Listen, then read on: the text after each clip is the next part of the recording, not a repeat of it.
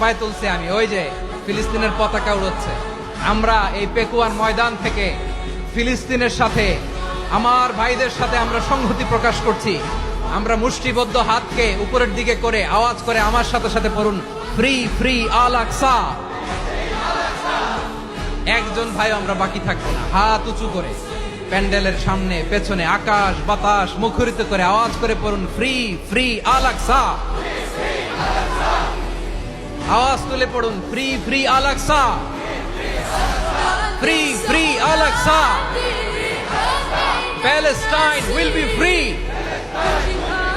from the river to the sea. Palestine will be free.